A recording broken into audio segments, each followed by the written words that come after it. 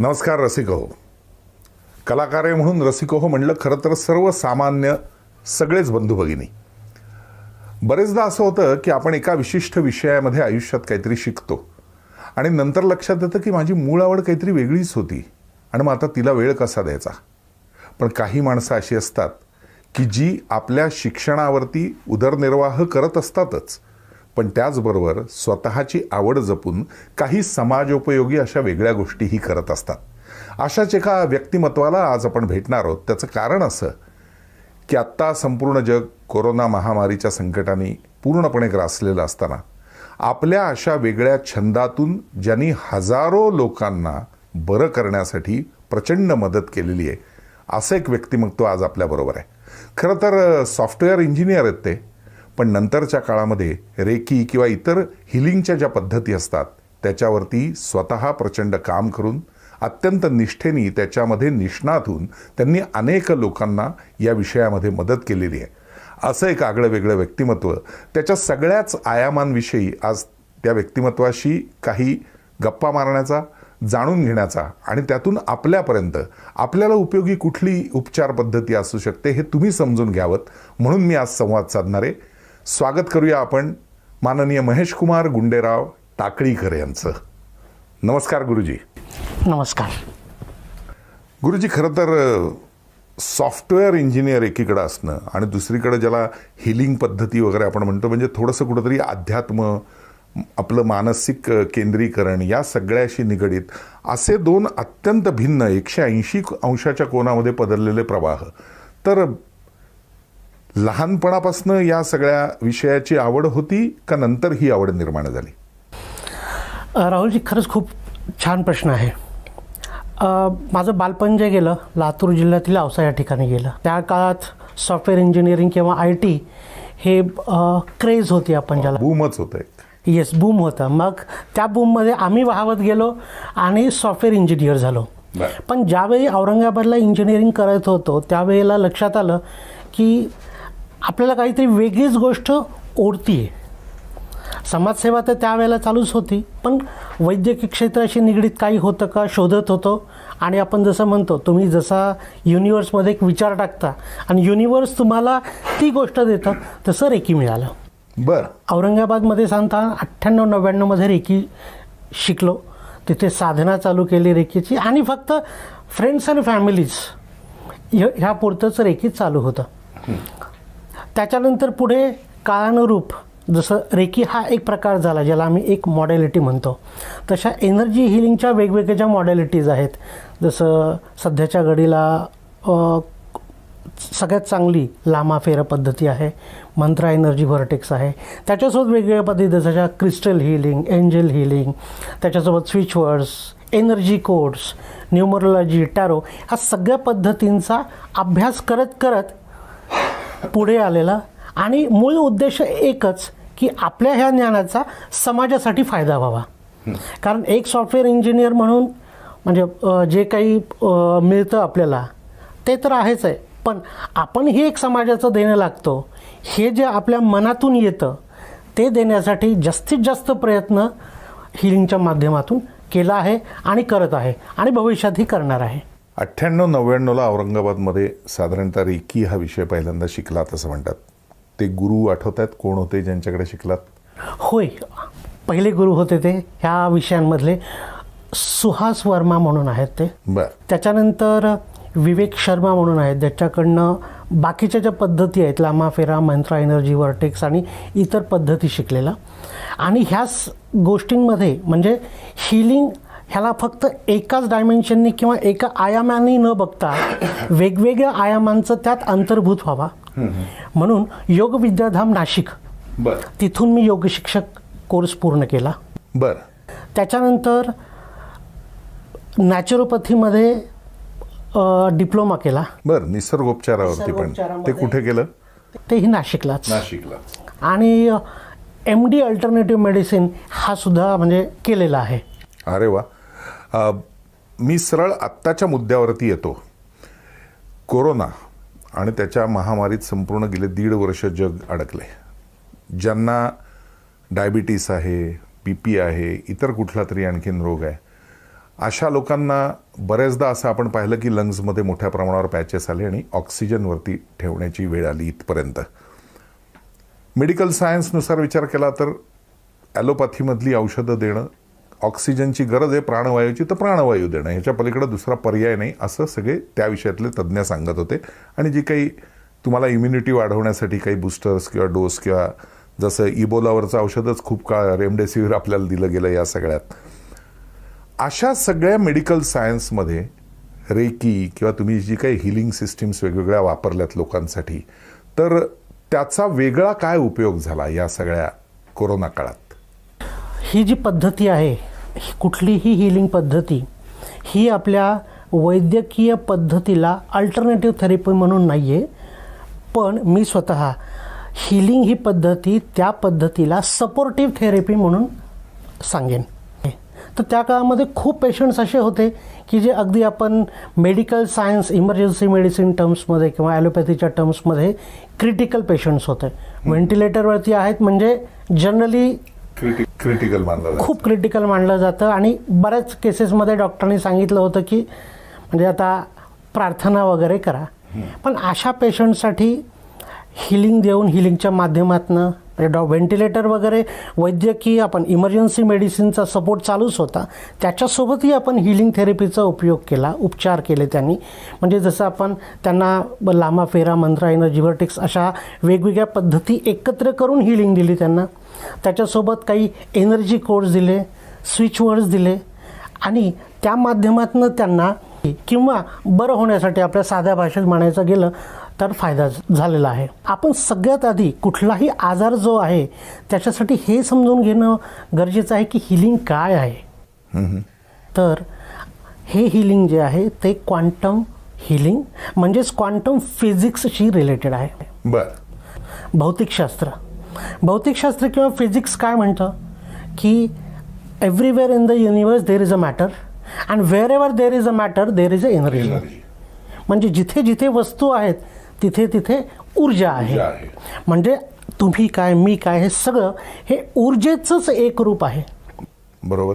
म्हणजे आपण एक मनुष्य म्हणून आपला विचार केला तर आपल्या अगदी डोक्याच्या केसापासनं पायाच्या नखाच्या टोकापर्यंत ऊर्जेचा अखंड स्रोत फिरत असतो, ज्याला आपण आपल्या आध्यात्मिक भाषेमध्ये चैतन्य म्हणू, आत्मा म्हणू किंवा फिजिक्सच्या भाषेमध्ये आपण त्याला एनर्जी म्हणू. तो ती एनर्जी कंटिन्यू फ्लो होत असते आणि ती एनर्जी आपल्या शरीरामध्ये म्हणजे जन्मापासून मृत्यूपर्यंत अखंड चालत असते. आणि एक क्षण असा येतो की ती एनर्जी निघून जाते आणि त्याला फक्त बॉडी असं म्हणतात. अचेतना असं आपण म्हणतो कारण त्यातली चेतना निघून गेली. बरोबर, अगदी बरोबर. चेतना निघून गेली. ती चेतना म्हणजेच काय? तीच ऊर्जा आहे, तीच एनर्जी आहे आणि त्याच ऊर्जेवरती ह्या हिलिंगच्या पद्धती किंवा हिलिंगच्या मॉडेलिटीज काम करतात. आणि काय करतो आम्ही? विश्वातली ऊर्जा किंवा युनिव्हर्सल एनर्जी, त्या एनर्जीचा वापर करून आपल्या शरीरामध्ये असणाऱ्या सप्तचक्रांमध्ये ऊर्जा जिथे जिथे कमी असते, आम्ही ज्याला आमच्या भाषेत चक्रांमध्ये ब्लॉकेजेस म्हणतो, ते ब्लॉकेजेस रिमूव्ह करण्यासाठी, काढण्यासाठी त्या हिलिंग पद्धतीने वापर करतो. फक्त मी मध्येच विचारतोय कारण त्या चक्रांमधले ब्लॉकेज असं तुम्ही म्हणलात, ह्या गोष्टी काळानुरूप बदलत गेल्या. आपण माणसाचं शरीर जर विचार केला तर लहान बाळ ज्यावेळेला जन्म झालेला असतो त्यावेळेला त्याला कुठला आजार नसतो.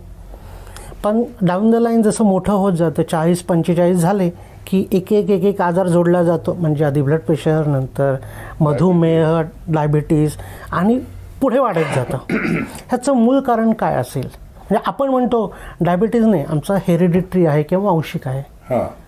मग कुठे आहे ते? वांशिक आहे तर तुम्ही जन्म झाल्या व्हायला पाहिजे होतं. बरोबर. तर त्याचं कारण असं आहे, म्हणजे माझ्या एक्सपेरिमेंट्समधनं, कारण कुठलंही शास्त्र जे आहे, हिलिंगसुद्धा एक शास्त्र आहे, त्या शास्त्रामध्ये मी जे काही एक्सपेरिमेंट्स केलेले आहेत त्या एक्सपेरिमेंटनुसार मला असं आढळून आलेलं आहे की आपले हे जे आजार असतात ते आजार सगळे आपल्या पेशींमध्ये न्यूक्लियस असतं, केंद्रक असतं आणि त्या केंद्रकामध्ये DNA असतो आणि त्या DNA त्या आजारांचं मूळ असतं. बर. म्हणजे वंश परंपरागत म्हणताय तुम्ही ते? वंश परंपरागत हा एक त्याचा एक आयाम झाला किंवा डायमेन्शन झालं. बर. आणि फक्त एका गोष्टीचा वापर न करता, DNA हिलिंगचा वापर न करता त्या केसेसमध्ये ह्या वेगवेगळ्या पद्धतीने हिलिंग दिली, एनर्जी हिलिंग नंबर्स दिलेले आहेत, स्विचवर्ड्स दिलेले आहेत, आणि ह्या सगळ्यांचा एक रिझल्ट आपण ज्याला म्हणू, साध्या भाषेत सांगायचं गेलं तर बरा होण्यासाठी त्याचा उपयोग झालेला आहे. तुम्ही त्या हर्ट्सपासून सगळं बोलत होतात. मी एक सामान्य माणूस फक्त म्हणून शंका विचारतोय, कारण तुम्ही बोलता म्हणलात की लहानपणीच आपल्याला मग वंश परंपरागत असताना डायबिटीस का होत नाही, तो 40-45 नंतरच का दिसतात हे सगळे रोग वंश परंपरागत असलेले. तर असं काही असतं का की त्या DNA मधले जे सेल्स आहेत ज्याच्यात ते आहे ते शरीराच्या विशिष्ट वाढीनुसार आणि गुणधर्मानुसार मग ओपन होतात आणि मग त्यावेळेला आपल्याला दिसायला लागतं? अगदी बरोबर, अगदी बरोबर बोललात की आपली जसं जसं वाढ होत जाते आणि त्यासोबत बाकीची जी एनर्जी आहे, आपण हे ऊर्जा म्हणून म्हणतो आहेत, ऊर्जा आणि फिजिक्स म्हणालो आपण, म्हणजे जिथे जिथे एनर्जी आली तिथे तिथे फ्रिक्वेन्सी आली. बरोबर. अगदी ती कमी पातळीची असेल, जी उच्च पातळीची असेल. आणि दुसरा त्यामधला आयाम म्हणजे ऊर्जा असल्यानंतर ऋणात्मक आणि धनात्मक, ज्याला आपण पॉझिटिव्ह आणि निगेटिव्ह अशा दोन्ही प्रकारच्या एनर्जी किंवा ऊर्जा आल्या. ह्याचं छान उदाहरण सांगायचं गेलं तर आपल्या शरीराच्या भोवती एक ऑरा असतो किंवा एक आभामंडळ असतं. जसं आपण संत महात्म्यांच्या भोवती पाहतो तसंच आपल्या भोवती असतं. फक्त आपला कसं असतो, एक 2 फूट 3 फूट 5 फूट वगैरे वगैरे, आणि ज्यांची साधना जास्त असते त्यांचा जास्त असतो, आणि ते ऑरा स्कॅनरने आपण डिटेक्ट करतो. बरोबर. आता त्याचं छान उदाहरण सांगायला गेलं तर आपण ज्या वेळेला कधीतरी असं होतं, आपण रस्त्याने जात असतो आणि एखादा व्यक्ती आपल्याला भेटतो आणि त्याची ओळख नसते, काही नाही, पण आपल्याला त्याच्याकडे पाहून एकतर अनामिक भीती वाटते. हे का होतं? कधी कारण जाणून घेण्याचा प्रयत्न केला आहे? त्याचं मूळ कारण म्हणजेच त्याचा ऑरा आणि आपला ऑरा दोघांचं आभामंडल हे कॉन्फ्लिक्ट होतं एकमेकांशी. किंवा काही लोक अशी असतात जशी तुमच्यासारखी, एकदा बोलल्यानंतर वाटतं की नाही आपण खूप वेळेला बोललं पाहिजे त्यांच्याशी. का बरं?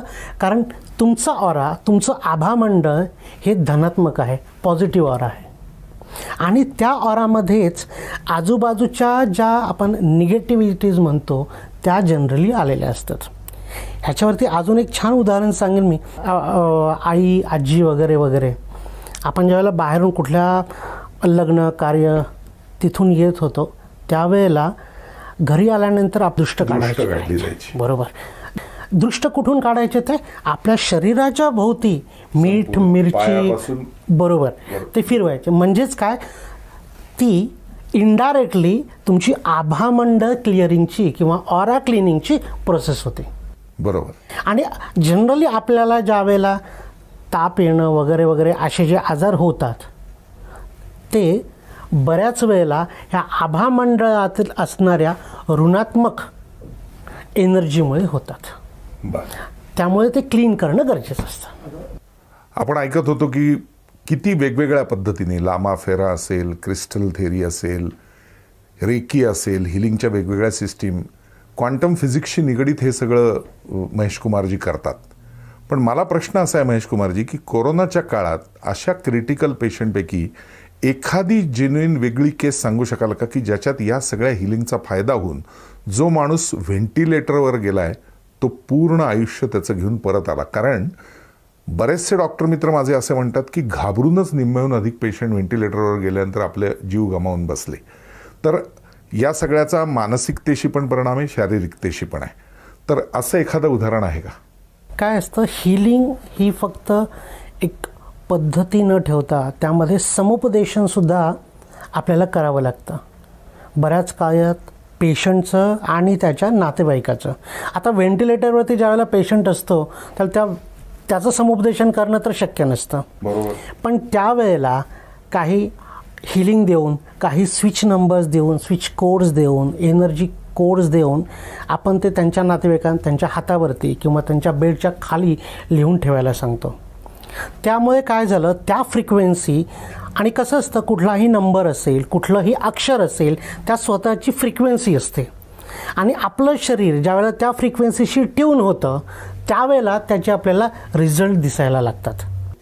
अरे वा.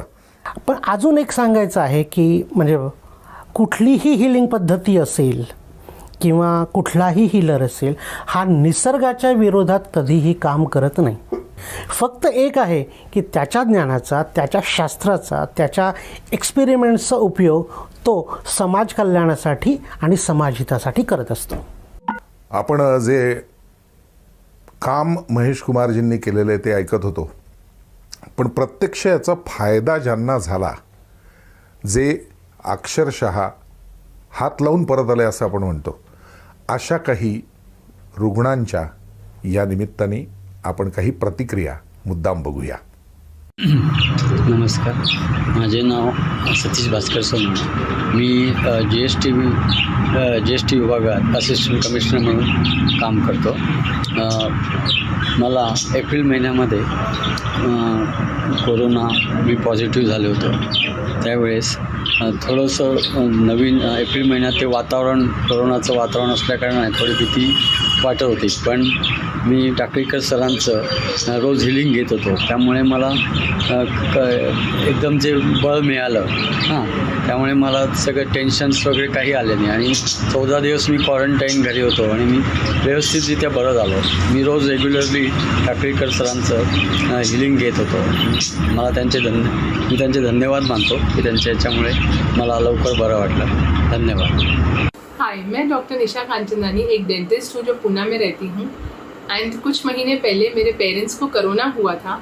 बहुत ही डिफ़िकल्ट एंड टफ टाइम था पूरी फैमिली के लिए कि मेरे डैड को भी हॉस्पिटलाइज करने की नौबत आ गई थी. उस टाइम पे मैंने महेश टाकलेकर सर को कांटेक्ट किया. सर ने हमें कुछ नंबर्स सेंड किए चांटिंग के लिए एंड हीलिंग सेंड की. डेली बेसिस पे हम सब फैमिली मेम्बर्स ने हीलिंग लेना शुरू कर दी. नंबर्स लिख कर रखे एंड नंबर चांट भी करने लगे. हीलिंग ने हमें बहुत हेल्प किया. It also help maintain our inner peace and calm. Healing helped us miraculously right from getting a bed in the hospital to recovery. एक हफ्ते में मेरे पेरेंट्स घर पर आ गए and everything went very well. Healing has always helped me in all situations in life. Hello, I would like to share my healing experience with Mahesh sir. I have been taking healing with him from the past 2 years or so for a lot of conditions. I have a lot of health conditions. The main one being ulcerative colitis, which because of which I have on and off loose motions and constipation, and I've been suffering from ulcerative colitis from the past 25-26 years. And about 8 months back, he gave me some numbers to write on my wrist, and within I think 2 or 3 days, my bleeding in my stools completely stopped, and it was totally magic for me. And I've been writing those numbers ever since then, and my condition is still under control. So it's like a miracle for me. And there are some other conditions also, like I was not able to sleep at night because of my colitis, but now I can sleep every night peacefully without having worrying to get up. And I'm still taking healing from him. For my house also, there were some negative things in my house, but I can see a lot of improvement. And I would like to recommend everyone to take healing. It's a wonderful thing. Thank you. एकीकडे हे सगळं समजून घेत असताना एक सामान्य माणूस म्हणून, तुमचा प्रतिनिधी म्हणून मला महेश कुमारजींना प्रश्न विचारायचा आहे की अजूनही कळत नाही की कोरोनामध्ये किती व्हेरियंट्स येणार आहेत. म्युकरमायकोसिस आला, डेल्टा 1 आला आपल्याकडं. त्यांनाही कळत नाही की नक्की आता आणखीन काय पद्धतीने येईल. कारण आपल्याकडं कोरोना आला तेव्हा बडोद्यामधला कोरोना सिव्हिअर होता, आपल्याकडचा महाराष्ट्रातला वेगळा होता, पंजाबचा वेगळा होता, दिल्लीचा वेगळा होता. म्हणजे असे व्हेरियंट्स येत होते. त्यामुळे मला स्वतःला प्रश्न असा विचारायचा आहे की मग या पुढच्या सगळे जे काय आता हे रोग आणखीन वाढत जाणार किंवा आहे, यामध्ये ही थेरपी जी तुम्ही सुरुवातीच्या काळात वापरली असेल ही उपयोगी पडू शकते का? आपण याचा मूळ गाभा जर समजून घेतला, कुठलाही आजार असेल, करोनाचा पहिली फेज, दुसरी फेज, डेल्टा व्हेरियंट, म्युकरमायकोसिस, ह्या सगळ्याचा मूळ गाभा किंवा मूळ जे याचा बेस म्हणू आपण, ते सगळं मानवी शरीर आहे. त्याच्यामधली 7 चक्र आहेत आणि ओव्हर फिजिओलॉजीचा जर आपण विचार केला तर वेगवेगळे ऑर्गन्स आहेत आणि शेवटी प्रत्येक ऑर्गनमध्ये जसं मी काही वेळापूर्वी सांगितलं की ब्लड सगळ्यात महत्त्वाचा भाग आहे, ज्याच्यामध्ये सेल्स असतात, त्याच्यामध्ये DNA असतो. बरोबर. सो आपण DNA वरती काम करतो. तर इतर कुठले जरी आजार असतील, ह्या उपचार पद्धतीचा नक्कीच करोना किंवा त्याचे इतर कुठले जरी व्हेरियंट आले तरी त्याच्यावरती त्याचा फायदा होईलच. हां, वेगळा व्हेरियंट जर आला तर थोडेसे शास्त्र म्हणल्यानंतर एक्सपेरिमेंट्स आलेच आणि ते एक्सपेरिमेंट्स करावेच लागतील. बरोबर. आणि आजपर्यंत म्हणजे युनिव्हर्सल नॉलेज जे काही आहे, युनिव्हर्सल एनर्जी जी काही आहे, ती आपल्याला मदत करत आलेलीच आहे. त्यामुळे पुढे सुद्धा त्याची मदत होणार हे नक्कीच. मला एकच वाटतं, आपण सगळेजण हे ऐकत असताना लक्षात आलं असेल की शेवटी कुठलाही वैद्यकीय क्षेत्रात काम करणारा माणूस असो, कितीही मोठा डॉक्टर असो, त्याच्या इथे एक पाटी फार महत्त्वाची असते जी सगळ्या मेडिकल कॉलेजेसमध्ये जगभरच्या शिकवली जाते. ती अशी असते की वी ट्रीट, ही क्युअर्स. ती युनिव्हर्सची काळजी घेणारा जो आहे त्याला सामावून घेऊन ही उपचार पद्धती कशी होऊ शकते याविषयीचा एक भाग या निमित्ताने आपण महेश कुमारजींकडनं समजून घेतला. मनपूर्वक सगळ्या सर्वसामान्य लोकांच्या वरनं मी आपल्याला शुभेच्छा यासाठी देतो की हे असंच समाजकार्य पुढच्या काळात चालू राहावं आणि आपल्या ह्या वेगवेगळ्या उपचार पद्धतीमधनं आपण जास्तीत जास्त लोकांपर्यंत पोचून त्यांचं आयुष्य सुजलाम सुफलाम भूमी म्हणतो तसं अत्यंत सुविहित आणि चांगलं निरोगी बनण्यासाठी प्रयत्न करत राहावा. नमस्कार. नमस्कार.